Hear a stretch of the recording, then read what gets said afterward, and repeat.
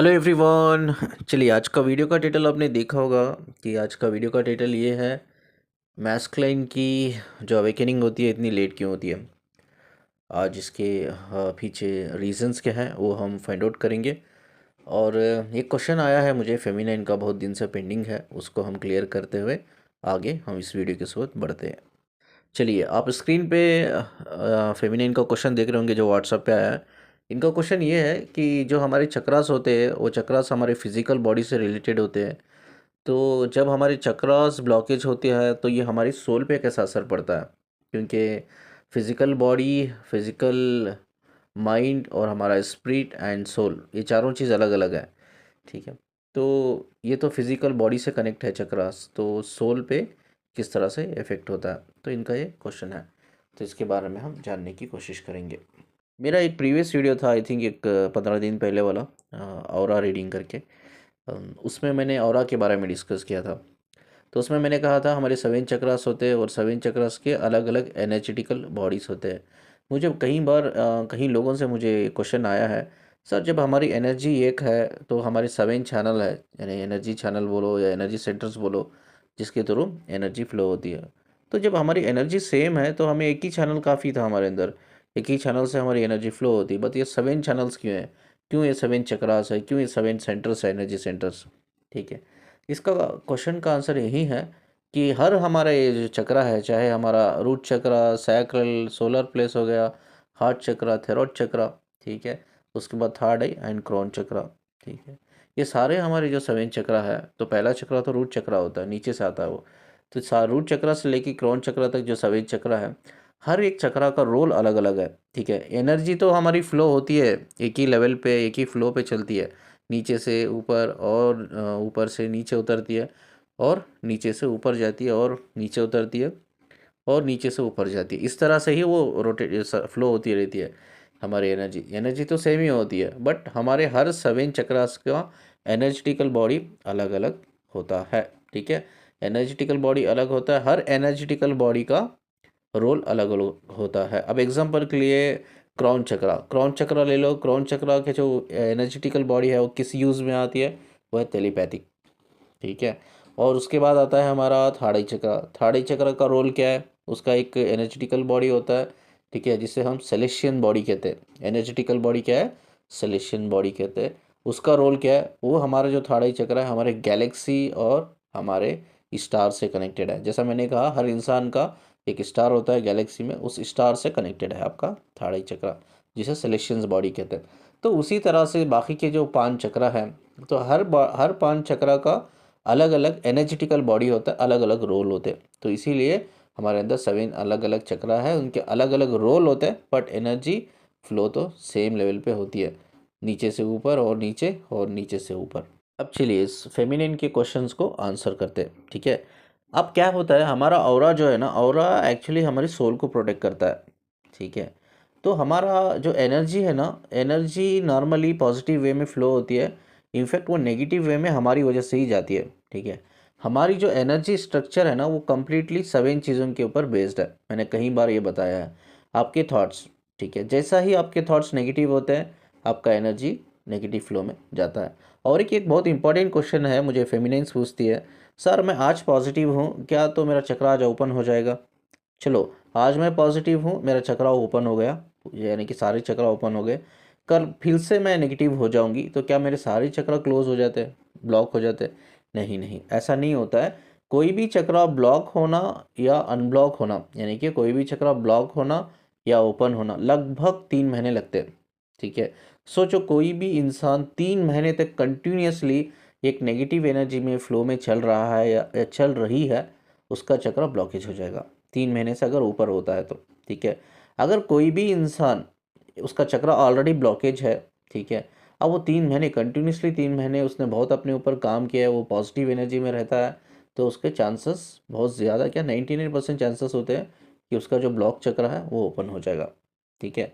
तो ये हमारे एनर्जी बेस पे होता है। कोई भी नेगेटिव एनर्जी 3 महीने से ज़्यादा होती है, उसके चक्र ब्लॉकेज होते हैं। कोई भी एनर्जी 3 महीने से ज़्यादा पॉजिटिव रहती है, उसके चक्र एक्टिव होते हैं या ओपन होते हैं। ठीक है।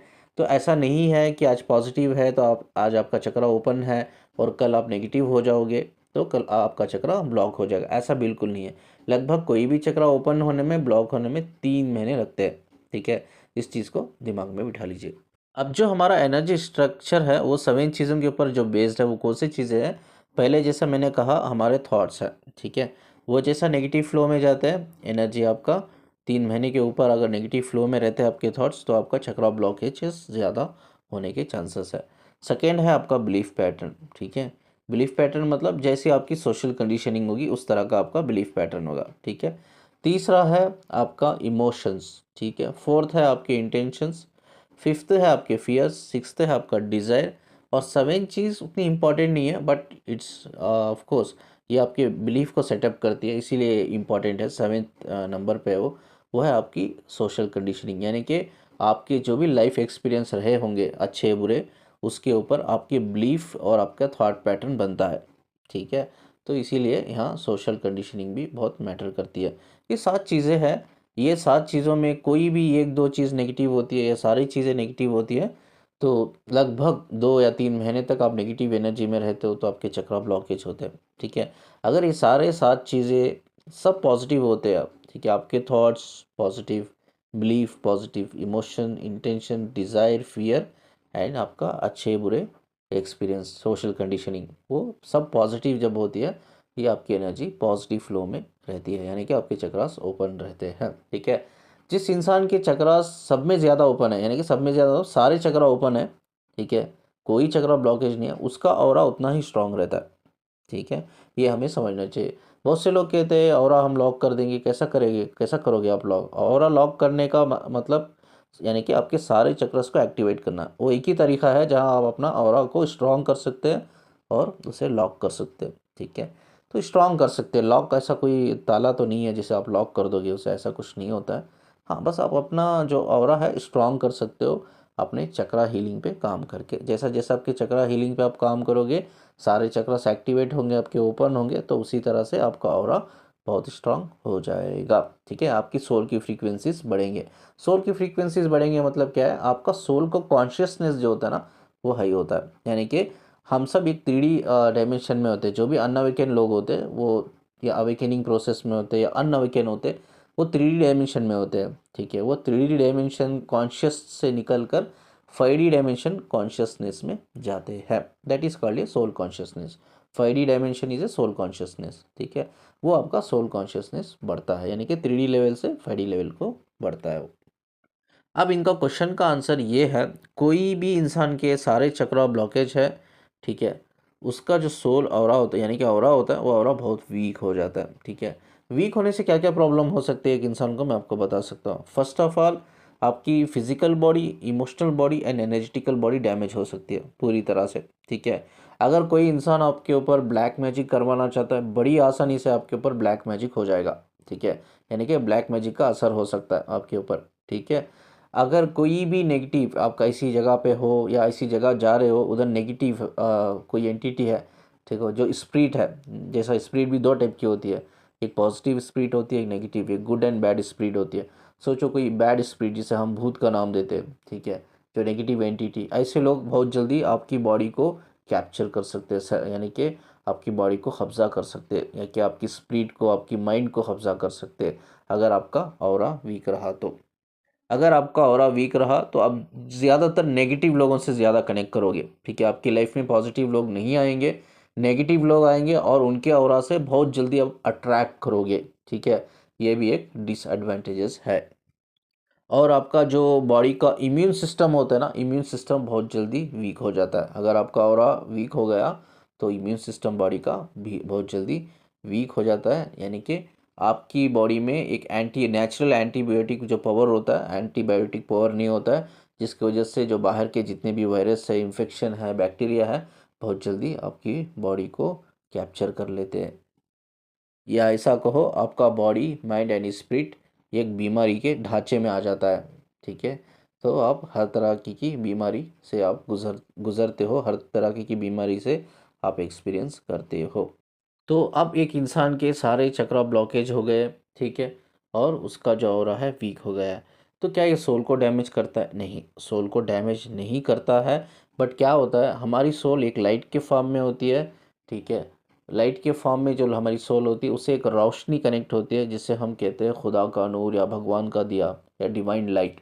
ठीक है, जो डिवाइन लाइट हमारी सोल से कनेक्ट होता है, वो डिवाइन लाइट क्या होता है, आपसे डिस्कनेक्ट हो जाता है, यानी कि जो डिवाइन होता है आपकी सोल से वो डिस्कनेक्ट हो जाता है। इसके डिसएडवांटेजेस बहुत से हैं। जब आपका डिवाइन लाइट आपके सोल से डिस्कनेक्ट हो जाता है ना, तो आपकी कोई भी प्रेयर्स आंसर नहीं की जाती है। ठीक है, आपकी कोई भी दुआ या कोई भी बदवा यूनिवर्स तक जाती नहीं है, यानी कि आपका जो डिवाइन है, आपका जो खुदा का नूर है, आपका जो भगवान का जो दिया है, आपकी सोल से डिस्कनेक्ट हो जाता है। लेकिन सोल कुछ नहीं होता, सोल को डैमेज नहीं होता है, बट क्या होता है, हमारा जो सोल कॉन्शियसनेस है वो बढ़ नहीं पाता है। ठीक है, यानी कि हमारी अवेकनिंग स्टॉप हो जाती है, इस जन्म में हमारी अवेकनिंग स्टॉप हो जाती है, क्योंकि हमारा सोल का कॉन्शियसनेस कम्प्लीटली स्टॉप हो जाता है, बढ़ना, ग्रोथ, उसकी ग्रोथ जो है स्टॉप हो जाती है। ठीक है, हाँ, अगर आप अपने सारे चक्रास हीलिंग करते हो, अपने चक्रास पे काम करते हो, आपके सारे चक्रास को ओपन करते हो, तो नेचुरली आपका जो ऑरा है स्ट्रांग हो जाएगा। आपको कुछ भी करने की ज़रूरत नहीं है, बस अपने चक्रा हीलिंग पे काम करना है, आपके चक्रास को ओपन करना है, आपका नेचुरली चक्रास जो है वापस, जो यानी कि आपका नेचुरल जो ऑरा है वो ऑरा वापस पॉजिटिव हो जाएगा, स्ट्रांग हो जाएगा। उसके बाद आपका जो ये होता है डिवाइन लाइट होता है, वापस कनेक्ट हो जाता है आपकी सोल से। चलिए अब ये बात करते हैं कि ऐसे क्या रीजंस है जो हमारे मैस्कुलिन्स की हो या फेमिनिन की हो अवेकनिंग बहुत लेट होती है। पहला रीज़न मैंने इधर लिखा है, आप स्क्रीन पे भी देख रहे होंगे, वो है कार्मिक बॉन्ड।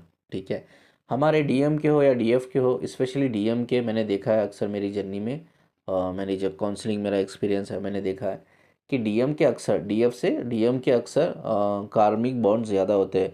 अगर आपका डीएम का कार्मिक बॉन्ड ज़्यादा है, ये एक लोगों से नहीं 10 लोगों से है, जब तक वो कार्मिक बॉन्ड वो क्लियर नहीं होता है वो अवेकनिंग में नहीं जाएगा।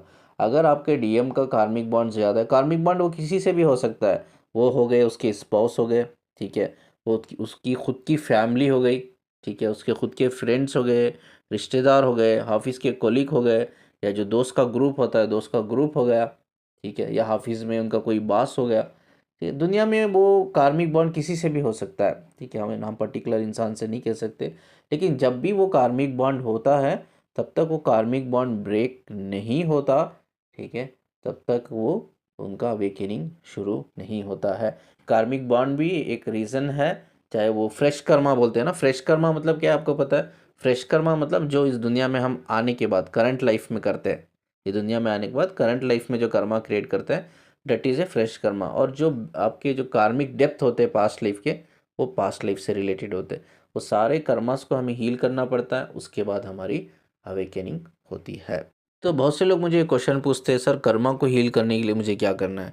ये एक तो प्रॉब्लम ये है कि मेरा कर्मा है मुझे पता है, लेकिन मेरा कर्मा है क्या मुझे वो पता नहीं है।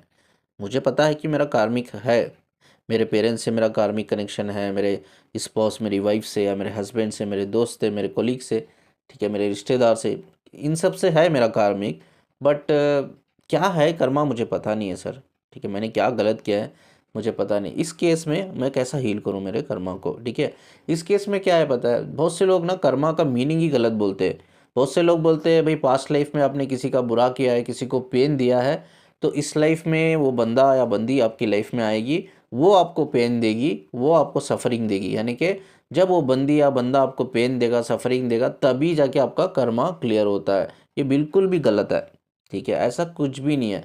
कर्मा का जो मेन इंपॉर्टेंट पार्ट है वो है सेल्फ रियलाइजेशन। ठीक है, आपको इन केस कुछ भी पता नहीं, इवन आपने देखो ये कर्मा क्या है पास्ट लाइफ में, अगर ये डेप्थ में जाना है आपको, तो ये एक ही तरीका पीएलआर कर सकते हो आप। ठीक है, पीएलआर आप कर सकते हो, पीएलआर में ये पता चलता है। ठीक है, पीएलआर के बगैर ये पता नहीं चलता। अगर आप चाहे तो आप अपने कॉन्शियसनेस को ट्रैवल कर सकते हो पास्ट में।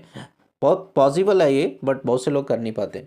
बहुत से लोग खुद क्यों नहीं कर पाते, तो क्यों अपने कॉन्शियसनेस को पास्ट में ट्रैवल नहीं कर पाते? बिकॉज उनके चक्रा ब्लॉकेज की वजह से, उनके चक्रा ऑलरेडी ब्लॉकेज रहते हैं, तो इसीलिए, या ऐसा कहो उनका सोल कॉन्शियसनेस बहुत लो होता है, तो इसीलिए वो अपनी कॉन्शियसनेस को पास्ट में ट्रैवल नहीं कर सकते।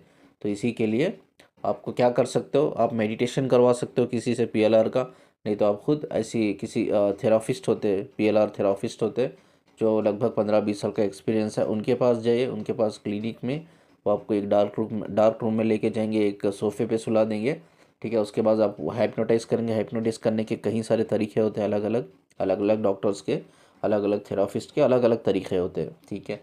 वो हाइप्नोटाइज करके आपके कॉन्शियसनेस को ट्रैवल करते हैं पास्ट में। लेकिन ये बहुत कम लोग होते हैं जो अपनी कॉन्शियसनेस को ट्रैवल कर पाते हैं। जैसा मैंने रीज़न कहा, उनके चक्रा ब्लॉकेज होने की वजह से उनका जो जो सोल कॉन्शियसनेस जो होता है बहुत लो होता है, जिसकी वजह से वो अपने पास्ट को देख नहीं पाते, यानी कि अपने कॉन्शियसनेस को पास्ट में ट्रैवल नहीं कर पाते, ठीक है। यही एक रीज़न होता है। तो पीएलआर के बगैर आपको पता नहीं चल रहा है, तो आपको पता नहीं मेरा कर्मा क्या है, तो उस टाइम पे आपको क्या करना चाहिए? सेल्फ रियलाइजेशन, ठीक है। आप इतना भगवान से, आप जो भी भगवान की पूजा करते हो, ठीक है, आपको क्या करना है?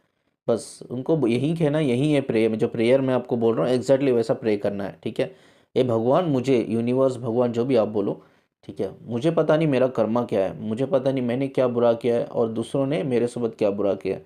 अगर मैंने किसी के लिए या किसी के साथ बुरा किया है तो प्लीज़ मुझे माफ़ कर देना, ठीक है। अगर किसी और इंसान ने मेरे साथ बुरा किया है तो मैं उनको माफ़ करता हूँ, यानी कि मैं अपने आप को भी इधर फॉरगिव करता हूँ, और आगे वाला इंसान जो मेरे साथ गलत किया है, अगर वो इस दुनिया में है, ठीक है, मैं उसे भी फॉरगिव करता हूँ, मैं अपने आप को भी फॉरगिव करता हूँ। ये बेस्ट तरीका है अपने कर्मा से रिजॉल्व करने का, ये बेस्ट तरीका है, जब इन द केस आपको पता ही नहीं कि आपका कर्मा क्या है, ठीक है। और आपको ऐसा ये मैनिफेस्ट करना है चीज़ों को कि आपका कर्मा रिजॉल्व हो गया है। अंडरस्टैंड दिस, हमेशा ना अपने आप को बोलते रहो कि मैंने अपने आप को माफ़ कर दिया है, मैंने जो इंसान मेरे साथ जो बुरा किया था मैंने उसे भी माफ़ कर दिया है, सबको मैंने माफ़ कर दिया है, अब मेरा कोई कर्मा बचा ही नहीं है। बस इतना भी आप बोल दोगे ना, ठीक है, आपका कर्मा रिजॉल्व हो जाता है। तो इसमें ना आपको ये कमिटमेंट करना पड़ता है अपने आप से कि जब मैं ये यूनिवर्स से कह रहा हूँ कि मेरा कोई कर्मा नहीं है, इसके बाद मैं कोई कर्मा किसी के साथ भी क्रिएट नहीं करूँगा, ठीक है। चाहे मेरी जान क्यों ना चल जाए, मैं कभी गलत काम नहीं करूँगा आगे जाकर, कोई कर्मा मैं क्रिएट नहीं करूँगा। ये आपको वादा करना है, किससे? यूनिवर्स से। अगर ये वादा, ये प्रॉमिस, ये कमिटमेंट आप यूनिवर्स को करते हो, इसके बाद मैं कोई कर्मा क्रिएट नहीं करूँगा या नहीं करूँगी, तो आपका कर्मा जो भी है वो रिजॉल्व हो जाएगा, ठीक है। सेकेंड ऑप्शन है डिस्टॉर्टेड एनर्जी। ये सब में बड़ा रीज़न होता है यार। डिस्टॉर्टेड एनर्जी के 3 फॉर्म होते हैं, वुंडेड एनर्जी, ठीक है, सेकेंड है मैट्रिक्स, थर्ड है, ठीक है, थर्ड है कार्मिक। कार्मिक तो हमने बोल दिया, कार्मिक के बारे में हम बात नहीं करेंगे। अब हम बात करेंगे वुंडेड। वुंडेड का मतलब क्या है? एक ऐसा इंसान जिसके कई सारे साइकोलॉजिकल ट्रॉमा है, ठीक है, वुंडेड है, बचपन से उसको प्यार नहीं मिला है, मोटिवेशन, अप्रिसिएशन कुछ नहीं मिला है, बचपन से उसको डिग्रेड किया गया है, डीमोटिवेट, अंडर एस्टिमेट किया गया है, ठीक है। ऐसा इंसान जो होता है ना, वुंडेड होता है, ठीक है, चाहे वो लड़का हो या लड़की हो, ठीक है। उसको बचपन में सेक्सुअली मोलेस्ट किया गया है, ठीक है, फिज़िकली मोलेस्ट किया गया है, उसको इमोशनली, मेंटली टॉर्चर किया गया है उस बच्चे को, या हो सकता है उसके बच्चे के माँ बाप जो है बहुत कम एज में डेथ हो गई है, वो किसी फॉस्टर पेरेंट्स यानी कि अनाथ माँ बाप के अंडर वो बड़ा हुआ है, बड़ी हुई है, तो कई सारे टॉर्चर मिला है, ठीक है। तो उसके बाद उसने शादी कर ली, शादी के बाद भी उसको वाइफ ठीक नहीं मिली, हस्बैंड ठीक नहीं मिला, कार्मिक मिल गया, नार्सिस्टिक मिल गया, सरकास्टिक, ईगोइस्टिक मिल गया, वहाँ से भी वो सफ़र कर रही है, सफ़र कर रहा है, ठीक है। ये सब वोंडेड एनर्जी, ये सब लोग हैं ना वोंडेड एनर्जी में चल जाते हैं। जब तक ये अपने आप को हील नहीं करते हैं, इनके चक्रास एक्टिवेट नहीं होते हैं, जब इनके चक्रास एक्टिवेट नहीं होता है तो इनका सोल कॉन्शियसनेस नहीं बढ़ता, यानी कि इनका 3D कॉन्शियसनेस से ये कॉन्शियसनेस 5D तक जाता ही नहीं है। तो जिसकी वजह से क्या होता है, ये समझ ही नहीं पाते हैं जर्नी को, समझ ही नहीं कर पाते, अंडरस्टैंड नहीं कर पाते, स्ट्रक रहते हैं, ये खुद एक लूप में फंस जाते हैं, स्ट्रक रहते हैं, जिसकी वजह से इनकी अवेकनिंग भी बहुत लेट होती है।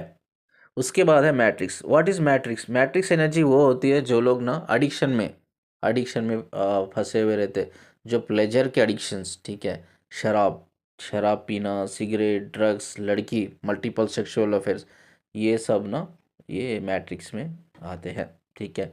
हाँ, मैट्रिक्स में ये भी आता है जो लोग मेटेरियलिस्टिक दुनिया में इन्वॉल्व है, भाई नए नए ब्रांड्स कपड़े पहनना, अच्छी गुड लाइफ स्टाइल दिखाना, शो ऑफ करना, ये सब चीज़ें भी ना जो बहुत मटेरियलिस्टिक है, ठीक है, वो लोग भी ये मैट्रिक्स एनर्जीज में आते हैं। जब तक ये सब एडिक्शन से बाहर नहीं आते ये लोग, तब तक इनकी अवेकनिंग बिल्कुल नहीं होती है। ये सब चीज़ें ना सेल्फ रियलाइजेशन से ही होती है, और इसके अलावा कुछ नहीं। सेल्फ रियलाइजेशन एक बहुत इंपॉर्टेंट पार्ट है जर्नी का, तो आपको उसको फॉलो करना चाहिए, ये सब चीज़ों से बाहर निकलना चाहिए। उसके बाद आता है कार्मिक एनर्जी, उसके बारे में हमने ऑलरेडी बात कर दिया। तो ये 3 एनर्जीज होती है इंसान की, एक वुंडेड वाले, एक मैट्रिक्स वाले, तीसरा है कार्मिक एनर्जी। ये तीनों इनकी जो अवेकनिंग है, तब तक ये अपने ऊपर, अपने कर्मास के ऊपर, अपने ये वुंडेड एनर्जीज के ऊपर, अपने मैट्रिक्स एनर्जीज के ऊपर तब तक ये काम नहीं करते, इनका इंडिविजुअल एफर्ट्स नहीं होता है, तब तक इनकी अवेकनिंग नहीं होती है। तो ये ऐसा ही इनकी डेथ हो जाती है विदाउट अवेकनिंग, तो इनको वापस दुनिया में री इनकॉर्नेशन लेना पड़ता है, बिकॉज इनका री इनकॉर्नेशन साइकिल ओपन रहता है, तो चांसेस ज़्यादा होते हैं इनके री इनकॉर्नेशन के। यस, अब थर्ड इंपॉर्टेंट पॉइंट है, वो है डिवाइन टाइमिंग। ठीक है, ये बहुत इंपॉर्टेंट ये है, पार्ट है जर्नी का, डिवाइन टाइमिंग।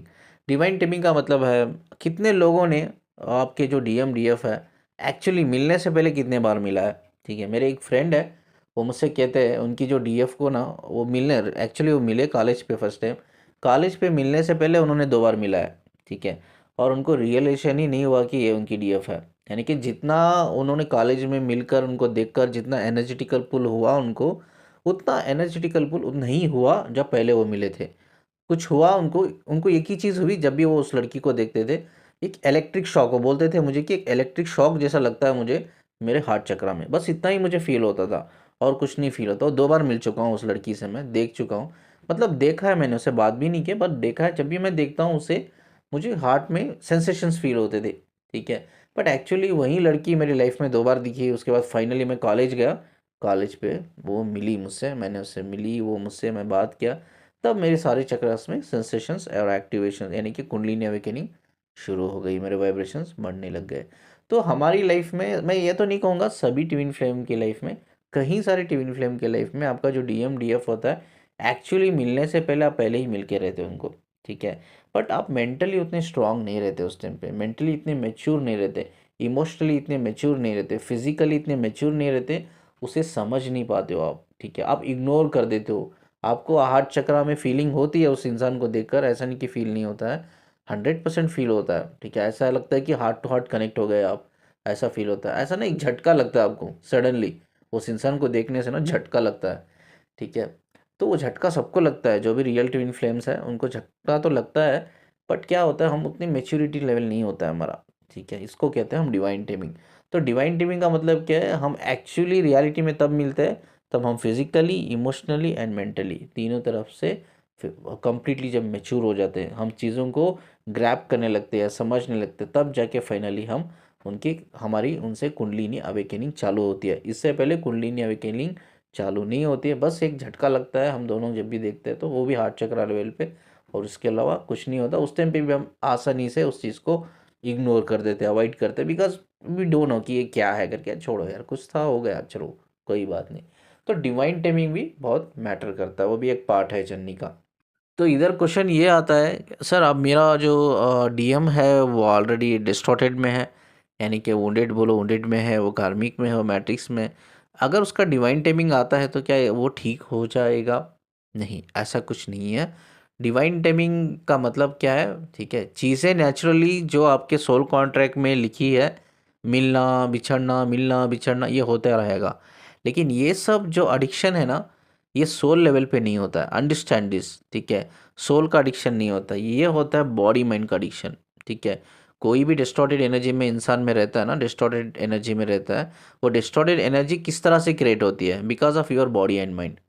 ठीक है, आपकी बॉडी माइंड नेगेटिव, आपको आई थिंक इसी वीडियो में मैंने कहा ना कि स्ट्रक्चर ऑफ एनर्जी 7 चीज़ें हैं, 7 चीज़ें। ठीक है, अंडरस्टैंड दिस, मैंने कहा ना, आपके थॉट्स, आपके belief, emotion, intention, fear, desire and your good and bad social conditioning, ये 7 चीज़ें के ऊपर आपका एनर्जी स्ट्रक्चर बना हुआ है।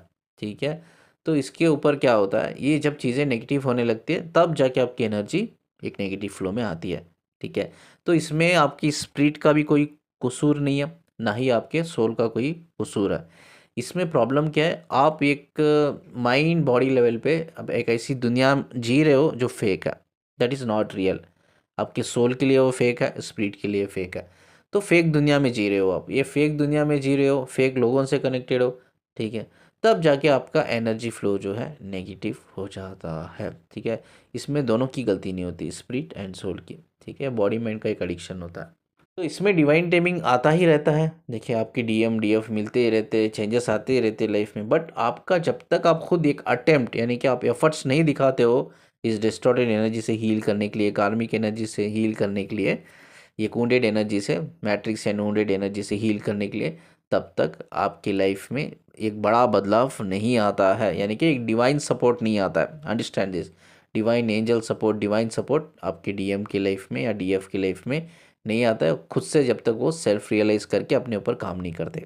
ठीक है, तो डिवाइन टाइमिंग का मतलब क्या है, जो सोल कॉन्ट्रैक्ट में चीज़ें लिखी है ना वो होगा ही होगा। ठीक है, अब मेरे दोस्त ने कहा ना कि एक्चुअली मैंने मेरी डीएफ से जब मैं कॉलेज पे गया तब मैंने एक्चुअली बात की। ठीक है, इससे पहले भी 2 बार मैंने देखा था उसे, बात करने का भी मुझे मौका मिला लेकिन मैं बात नहीं कर पाया।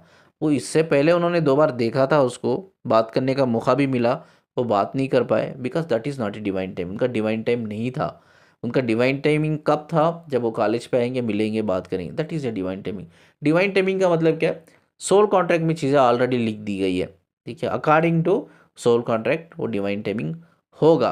बट कुछ लोग क्या करते हैं, ये दुनिया में आते हैं, वो डिस्टॉर्टेड एनर्जी में फंस जाते हैं। ठीक है, वो उनकी गलती है। ठीक है, वो उनकी गलती है। अब बहुत से लोग बोलते हैं सर उनकी गलती कैसा हो गई, अब जो सोसाइटी ने उन्होंने चूज़ की है, ठीक है, जो परिवार, जो पेरेंट्स, जो दोस्त, जो कोलीग्स, जो सराउंडिंग्स में जो भी उनके पीपल है, जो भी लोग हैं, तो उनकी सोल ही तो चूज़ किया है ना, सोल ही तो चूज़ किया है। तो इसमें गलती उसकी कहाँ है, तो गलती उसकी है। मैं आपको समझाता हूँ गलती क्यों उसकी है। हर इंसान के लाइफ में ना, ये एक्चुअली जो हमारी लाइफ है 3D की लाइफ, ये लाइफ एक टेस्ट है यूनिवर्सल से, भगवान से, खुदा से एक टेस्ट है, एक इम्तिहान है आपके लिए। This is not real life, ये इम्तिहान है, दिस इज़ द टेस्ट। हर इंसान के लाइफ में ना 2 रास्ते होते हैं। ठीक है, एक अच्छा रास्ता, एक बुरा रास्ता। चूज़ तो आपको ही करना है। ठीक है, मैं आपको मेरे बारे में कुछ बताता हूँ। मैं I am not feeling proud, बस मैं आपको बता रहा हूँ। मेरे जो दोस्त थे ना, लगभग जब 6th में 7th स्टैंडर्ड में था, वो सिगरेट पीते थे। मैं एक ऐसा इंसान हूँ, ना कभी मैंने सिगरेट पिया है, ना कभी शराब को हाथ लगाया है, ना कभी मैंने कोई ड्रग्स लिया है। ठीक है, कभी कोई गंदी चीज़ में नहीं, ना इवन लड़कियों। ठीक है, कभी गर्लफ्रेंड्स मेरी नहीं थी। ठीक है, ना मेरी गर्लफ्रेंड्स हैं। तो कभी मैं ये सब मैट्रिक्स जैसी चीज़ों में मैं कभी नहीं गया। लेकिन मेरे दोस्त जो थे ना, मेरे जो दोस्त थे, जब 6th 7th में ही वो सिगरेट पीते थे, मुझे भी बोलते यार चलो ट्राई करो, एक्सपीरियंस है। ठीक है, जब मैंने कभी मैंने मना ही किया, नो नो यार तुम लोग करो, मैं दूर खड़ता हूँ, तो मुझे नहीं करना है, सिंपल सी बात। मेरे दोस्त करते थे, 6th 7th में करते थे, मैं भी तो कर सकता था ना, मैं भी तो कर सकता था। मैं भी बोलता चलो यार ट्राई करके देखते, क्या बड़ी बात है, सिगरेट तो पीना है ना। ठीक है, बड़ी बात तो नहीं है, ट्राई करके देखेंगे, बड़ी बात नहीं है। लेकिन जब उसका जो एडिक्शन लग जाएगा ना मुझे, उसके बाद मैं छोड़ नहीं पाऊंगा, वो प्रॉब्लम है। ठीक है, अब उसके बाद मैं एसएलसी में आया। एसएलसी में मेरे कई ऐसे दोस्त थे जो अल्कोहल पीते थे। ठीक है, उन्होंने मुझे भी बोला यार ट्राई कर यार, क्या होता है, एक्सपीरियंस है, बस एक बार कर लेना, क्या होता है। ठीक है, चलो अल्कोहल ना सही तो वाइन पी लेना। ठीक है, ये कोई अल्कोहल नहीं रहता, कम परसेंट होता है, 1% 2% होता है। मैंने कहा नहीं यार, 1% हो 2% हो, तुम लोग पियो ना, तुम्हें पीना है ना, तुम लोग पियो। तो मुझे वो छेड़ने लग गए उसके बाद, अरे इसको तो कोई दूध का बोतल ला के दो, दूध पीने वाला है ये। ठीक है, ये हमारे साथ काम बैठेगा, ये तो अभी बच्चा है। तो इट्स ओके, मैं बच्चा हूँ, मैं दूध ही पी लूँगा, दूध ही ला के दे देना, मैं वो तो नहीं पीऊँगा। ठीक है, तो उसके बाद मैं कॉलेज आया। कॉलेज में मेरे कितने ऐसे दोस्त थे, उनकी गर्लफ्रेंड्स थी, गर्लफ्रेंड्स बोल रहा हूँ, एक लड़की नहीं, कई लड़कियाँ थे। मैं नहीं गया कभी ये सब। मुझे इनफैक्ट 4 4 लड़कियों के प्रपोजल आए कॉलेज में, खुद लड़कियों ने आके मुझे प्रपोज किया। मैंने कहा नो नो नो, मुझे नहीं चाहिए ये सब चीज़ें। तो हर इंसान के लाइफ में ना 2 रास्ते होते हैं, अच्छा रास्ता, बुरा रास्ता। जाना तो हमें ही है, सिंपल सी बात, जाना तो हमें ही है। तो मेरी लाइफ में ऐसा नहीं कि यार सभी अच्छे लोग थे, सभी अच्छे लोग हैं, नो नो नो नो। मेरी लाइफ में अच्छे लोगों से बुरे लोग ज़्यादा हैं। पहले थे, अब तो अवेकनिंग के बाद वो सब छूट गए। पहले थे लेकिन मैं कभी नहीं गया, उनको फॉलो नहीं किया, कभी मैंने गलत काम नहीं किया। तो सोसाइटी जैसी भी होती है ना, वो सबके लिए होती है। अच्छे बुरे लोग सराउंडिंग्स में, सबके सराउंडिंग्स रहते हैं। ये हमें चूज़ करना है कि हमें कौन सा रास्ता अपनाना है। ठीक है, अगर हम गलत रास्ता अपनाता है वो भी हमारा चॉइस है। मैं गलत रास्ते में जाता हूँ, that is my choice, that is my responsibility. हम किसी को ब्लेम नहीं कर सकते, we cannot blame God, we cannot blame our soul कि यार सोल कॉन्ट्रैक्ट में ऐसा पूछ के आए थे तो इसीलिए ये लोग मिले। क्या, हर इंसान के लाइफ में अच्छे बुरे लोग होते हैं यार। हर इंसान की लाइफ में 2 रास्ते तो होते ही है, अच्छे बुरे रास्ते हर इंसान की लाइफ में, चाहे वो औरत हो या मर्द हो, लड़की हो या लड़का। ठीक है, जाना नहीं जाना तो हमारे ऊपर डिपेंड है ना, वो चीज़ है। तो हम किसी के ऊपर ब्लेम नहीं कर सकते। तो ये आपको सोचना पड़ेगा मुझे क्या चाहिए, दैट्स डिपेंड्स ऑन यू, वो रिस्पॉन्सिबिलिटी आपकी है ना। तो वही तो चीज़ है जो आपको आपको एक डिफरेंट पर्सन बनाती है। आपके जो फैसले होते हैं ना, वही आपके फैसले ही आपको एक डिफरेंट पर्सन बनाते हैं। तो डिपेंड्स, हर इंसान की लाइफ में होता है, चॉइस तो होता है, चूज़ करना तो हमें ही है। फाइनली डिवाइन टेमिंग का मीनिंग ये नहीं है कि यार कुछ भी मत करो, अच्छा टाइम आ जाएगा, ठीक है, कुछ भी मत करो, आज आप एडिक्शन में फंसे हो ना, ऐसे ही फंसे रहो, डिवाइन टाइम आएगा तो तुम खुद सुधर जाओगे। नहीं सुधरेगा, इंडिविजुअल एफर्ट्स करना ही है इंसान को। डिवाइन टेमिंग का मीनिंग क्या है पता है? डिवाइन टेमिंग का मीनिंग क्या है? सोल कॉन्ट्रैक्ट में लिखा है ये फलाने टाइम पे ये पर्सन कनेक्ट होगा तो पर्सन आपसे कनेक्ट होगा, सिंपल सी बात है, इतना ही डिवाइन टाइमिंग है। अब आने वाले 5 साल में ये पर्सन कनेक्ट होगा, यानी कि अब मेरे आने वाले 2 साल या 5 साल में एक पर्सन मेरी लाइफ में आने वाला है, चलो आने वाले 2 साल में एक पर्सन मेरी लाइफ में आने वाला है, मुझे पता नहीं कौन है, वो आने वाला है, सोल कॉन्ट्रैक्ट में लिख दिया, वो आएगा ही, वो आएगी ही, कनेक्ट करेगी ही, सिंपल सी बात है। ये डिवाइन टाइमिंग है। डिवाइन टाइमिंग का मतलब ये नहीं आप वही मज़े करो, आप 3D की दुनिया में आप मज़े करो, ठीक है, एंड आप ये सोचते रहो हाँ डिवाइन टाइमिंग आ जाए तो खुद मैं सुधर जाऊंगा, खुद चीज़ें ठीक हो जाएंगी। खुद से चीज़ें ठीक नहीं होती है, हमें ठीक करना होता है। We need to show our individual efforts. हाँ, जो सोल कॉन्ट्रैक्ट मतलब यानी कि जो चीज़ें लिखी हुई है वो चीज़ें हमारी लाइफ में आती जाती रहती है, that is called a divine timing. चलिए, इस खूबसूरत बात को बोल के इस वीडियो को मैं एंड करता हूँ इधर। आई थिंक वीडियो लंबा गया है तो मैं माफ़ी चाहता हूँ, ठीक है। वीडियो को जितना लाइक करते हो प्लीज़ शेयर कर देना। मुझे सुनने के लिए, मुझसे कनेक्ट रहने के लिए शुक्रिया जी। जाते जाते चैनल को सब्सक्राइब करके जाना।